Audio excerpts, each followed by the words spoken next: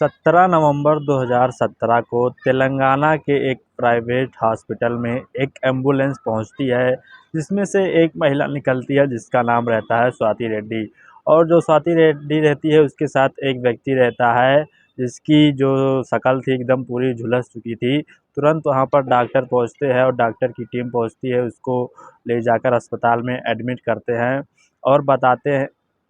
और जो यह महिला बताती है कि यह व्यक्ति कोई और नहीं बल्कि मेरा पति है जिसका नाम सुधाकर रेड्डी है, और कुछ लोगों ने इसके ऊपर पेट्रोल से हमला कर दिया है जिससे इसकी जो शक्ल है वो जल चुकी है। क्योंकि जो डॉक्टर लोग थे वह कहते हैं कि ठीक है, कोई बात नहीं, इसका इलाज तुरंत करना पड़ेगा। और जो डॉक्टर लोग रहते हैं बताते हैं कि इसके इलाज के दौरान इसकी प्लास्टिक सर्जरी करनी पड़ेगी, क्योंकि इसका जो चेहरा है बहुत बुरी तरह झुलस चुका है। क्योंकि जो स्वाति रेड्डी रहती है उसका पति रहता है बहुत ही बड़ा बिजनेसमैन रहता है। तो जो स्वाति रेड्डी रहती है कहती है ठीक है, कोई दिक्कत नहीं, आप इसकी प्लास्टिक सर्जरी कर दीजिए लेकिन जल्दी करिए। उसके बाद जो डॉक्टर की पूरी टीम रहती है अपने काम में जुट जाती है, अपना इलाज करना शुरू कर देती है। और जो वह सुधाकर रेड्डी था उसकी चेहरा बहुत ही बेकार तरीके से झुलस चुका था, इसीलिए डॉक्टर की टीम उस पे तुरंत काम करना शुरू कर देती है। बाहर से भी डॉक्टर आते हैं और उसके इलाज करना शुरू कर देते हैं।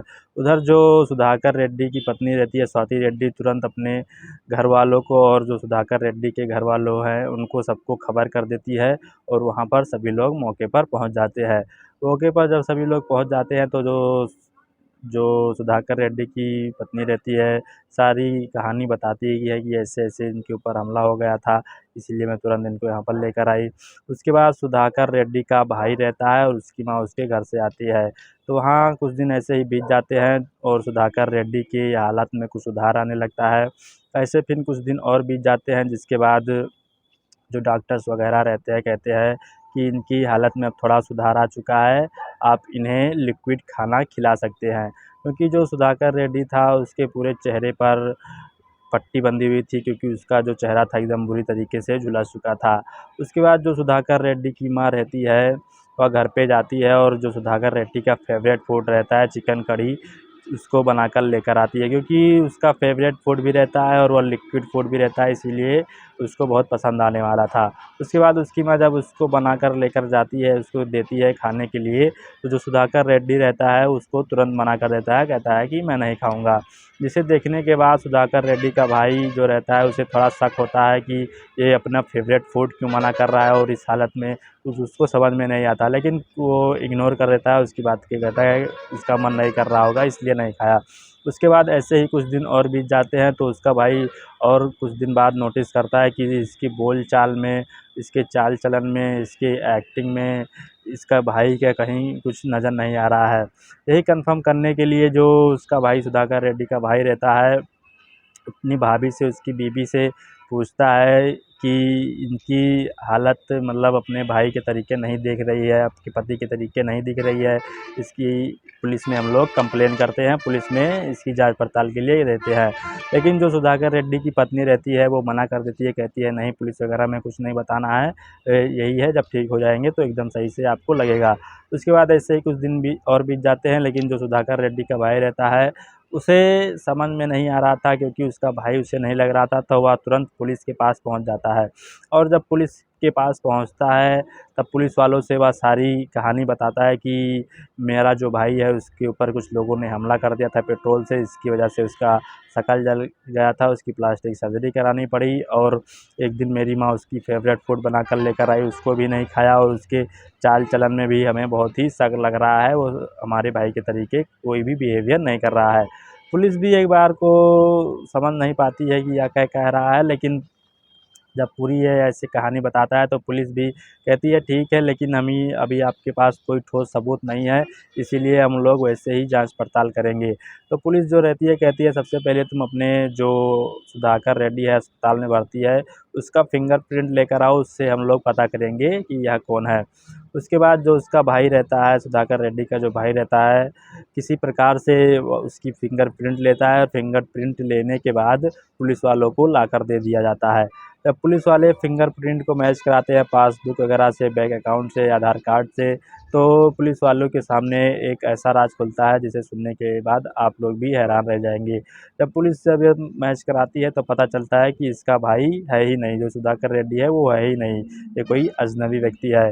जैसे ही यह बात उसके भाई को पुलिस वाले को पता चलती है, वह लोग दंग रह जाते हैं और सोच में पड़ जाते हैं कि यह व्यक्ति कौन है और इसके इसकी पत्नी के साथ क्या रिश्ता है। तो दोस्तों, जब यह आप लोग पूरी यह कहानी सुनेंगे तो आप लोग भी हैरान रह जाएंगे, दंग रह जाएंगे, सोचने पर मजबूर हो जाएंगे। कोई व्यक्ति, कोई औरत ऐसा कैसे कर सकती है, इतना कैसे गिर सकती है। जब आप इसकी पूरी सच्चाई सुनेंगे आप लोग भी हैरान रह जाएंगे। तो दोस्तों, इसीलिए आप लोग भी इस वीडियो में अंत तक ज़रूर बने रहिएगा। और दोस्तों, बाकी आप सभी से यही रिक्वेस्ट है, अगर आप सभी लोग चैनल पर नए हैं तो चैनल को सब्सक्राइब, वीडियो को लाइक और वीडियो को ज़्यादा से ज़्यादा शेयर करें, ताकि जो गुनहगार है उसे जल्द से जल्द सज़ा मिल सके और जो बेगुनाह है उसे जल्द से जल्द इंसाफ मिल सके। तो चलिए चलते हैं और आपको पूरी जो कहानी है उसका विश्लेषण करके बताते हैं। क्योंकि पुलिस को पता चल चुका था कि अस्पताल में जो व्यक्ति है वह सुधाकर रेड्डी नहीं है, तो तुरंत पुलिस जो सुधाकर रेड्डी की पत्नी होती है स्वाति रेड्डी, उसको गिरफ्तार करती है, अपने कब्जे में लेती है, उसको ले जाकर हवालात में बंद करती है। जब हवालात में ले जाकर बंद करती है, जब उससे पूछताछ की जाती है तो शुरुआत में तो वह कुछ नहीं बता रही थी, लेकिन जब पुलिस उससे अपने तरीके से पूछताछ करती है तो वह सब बताना शुरू कर देती है, क्योंकि वह कोई प्रोफेशनल किलर नहीं थी। और बताती है कि 2014 में मेरी शादी जो है ये सुधाकर रेड्डी के साथ हुई थी और वह बहुत ही अच्छा बिजनेसमैन था, अच्छे पैसे थे, पैसे की कोई कमी नहीं थी, हम लोग बहुत ही आराम से रह रहे थे। और मैं जो है नर्स का काम कर रही थी एक हॉस्पिटल में, और हमारे इसी बीच 2 बच्चे भी हुए हैं। ऐसा सारी जो है बातें पुलिस वालों को बताती है। लेकिन कुछ दिन बाद जो स्वाति रेड्डी रहती है, उसके बैक में जो रीढ़ की हड्डी होती है उसमें दर्द होने लगता है। जब दर्द होने लगता है तो वह एक डॉक्टर को दिखाने के लिए जाती है। जब वह डॉक्टर को दिखाने के लिए जाती है तो शुरू-शुरू में उसका पति भी उसके साथ जाया करता था उस डॉक्टर के साथ में उसको दिखाने के लिए। लेकिन जो सुधाकर रेड्डी रहता है वह बहुत ही बड़ा बिज़नेसमैन था, बिज़ी रहता था, इसीलिए वह कुछ दिन जब ये स्वाति रेड्डी थी उसके साथ नहीं जाता है। उसके बाद जो यह स्वाति रेड्डी रहती है अकेली ही उस डॉक्टर के पास जो है इलाज कराने के लिए जाया करती थी। जब उस डॉक्टर के पास इलाज कराने जाया करती थी, उसी बीच इन दोनों में नज़दीकियाँ बढ़ जाती है, इन दोनों में दोस्ती हो जाती है। जब इन दोनों में दोस्ती हो जाती है, ऐसे ही वो जाया करती थी, यह दोस्ती प्यार में कब बदल जाती है किसी को पता नहीं चलता है। दोनों एक दूसरे से प्यार करने लगते हैं और डॉक्टर का नाम रहता है राजेश। अब दोनों लोग एक दूसरे से प्यार करने लगते हैं तो जो स्वाति रेड्डी रहती है वह सोचती है कि मेरे पास कोई वैलिड रीज़न भी नहीं है अपने पति को डिवोर्स देने के लिए, तो मैं इसको कैसे डिवोर्स दूँ। उसके बाद जो राजेश रहता है वह एक प्लान बनाता है। उसी दिन उसने एक मूवी देखी थी तमिल में, जिसमें ऐसी पूरी कहानी रहती है, जिसमें एक व्यक्ति को प्लास्टिक सर्जरी कराया जाता है, उसके ऊपर पेट्रोल छिड़क दिया जाता है। जब उसने यह पूरी मूवी देखी तो उसने स्वाति को भी पूरी मूवी दिखाई, कहा कि हम लोग ऐसे-ऐसे पूरी प्लानिंग करेंगे। उसके बाद जो स्वाति रहती है कहती है ठीक है, प्लानिंग करते हैं। उसके बाद दिन आ जाता है 17 नवंबर 2024 का, क्योंकि उस दिन संडे था और जो स्वाति रेड्डी का पति था वह भी घर पे था। उसके बाद जो यह स्वाति रेड्डी रहती है वह नर्स तो रहती है, इसीलिए अपने पति को बेहोशी का इंजेक्शन दे देती है। जब बेहोशी का इंजेक्शन दे देती है तब वह बेहोश हो जाता है। उसके बाद जो स्वाति रेड्डी रहती है अपने बॉयफ्रेंड राजेश को बुला लेती है। राजेश को बुलाती है और दोनों लोग मिलकर उसकी हत्या कर देते हैं। हत्या करने के बाद रातों रात वह एक जंगल में जाते हैं और इसकी जो स्वाति रेड्डी के पति की बॉडी थी उसको जला कर जंगल में ख़त्म कर देते हैं और कोई भी सबूत नहीं बचता है। उसके बाद यह लोग जो मूवी में प्लानिंग किए थे उसी हिसाब से कहती है स्वाति रेड्डी कि मैं तुम्हारे शक्ल पर थोड़ा-थोड़ा एसिड डालूँगी, जिससे तुम्हारी शक्ल जल जाएगी और तुम जो है मेरे पति का रूप धारण कर सकते हो प्लास्टिक सर्जरी के ज़रिए। उसके बाद जो राजेश रहता है शुरू-शुरू में तो हिचकिचाता है, क्योंकि जीवित व्यक्ति के ऊपर एसिड डालना बहुत ही मुश्किल रहता है, बहुत ही दर्द होता है। लेकिन प्यार के लिए जो राजेश रहता है वह मान जाता है और स्वाति रेड्डी उसके शक्ल पर धीरे धीरे एसिड डालने लगती है। एसिड डालने के बाद तुरंत वह लोग अस्पताल में जाते हैं। पूरी जो शुरुआत में हमने कहानी बताई, वहाँ पर जाते हैं, इलाज चलता है। उसके घर वाले आते हैं। जब उसके घर वाले आते हैं उसके बाद जो उसकी माँ चिकन कढ़ी बनाकर, चिकन सूप बनाकर लेकर आई थी, तो जो राजेश रहता है उसको पीने से मना कर देता है। जिसकी वजह से यहाँ पर सभी की पोल खुल जाती है। उसका जो भाई रहता है उसको शक हो जाता है और पुलिस में जाकर कंप्लेन कर देता है। लेकिन पुलिस पूछती है कि उसने चिकन सूप क्यों नहीं पिया। तो जो स्वाति रेड्डी रहती है बताती है कि जो ये राजेश रहता है वेजिटेरियन रहता है, इसीलिए इसने चिकन सूप नहीं पिया। अगर इसने चिकन सूप पी लिया होता तो शायद इस राज का भंडा कभी नहीं फूटता और जो उसका स्वाति रेड्डी का पति रहता है वह मर ही जाता हमेशा के लिए, किसी को भी पता नहीं चलता। लेकिन कहते हैं ना कि गुनहगार कितना भी शातिर हो, कोई ना कोई सबूत छोड़ ही देता है।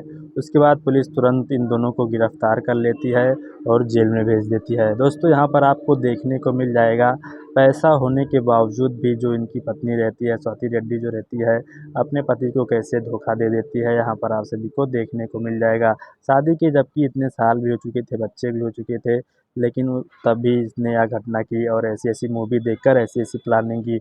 मूवी देखकर आजकल कोई भी कुछ भी कर सकता है और ऐसे बहुत सारी आप सभी को घटनाएँ देखने को भी मिली होंगी। दोस्तों यह कहानी सुनाने का उद्देश्य किसी को परेशान करना है नहीं, किसी को हताश करना नहीं। कहानी सुनाने का उद्देश्य आप सभी को जागरूक करना है, मोटिवेट करना है। और दोस्तों बाकी आप सभी से यही रिक्वेस्ट है, अगर आप सभी लोग चैनल पर नए हैं तो चैनल को सब्सक्राइब, वीडियो को लाइक और चैनल को ज़्यादा से ज़्यादा सब्सक्राइब करें और वीडियो को ज़्यादा से ज़्यादा शेयर करें। इस वीडियो को हम लोग यहीं पर कर रहे हैं एंड। और दोस्तों और आप सभी लोग जहाँ भी रहे सावधान रहें, सतर्क रहें। धन्यवाद।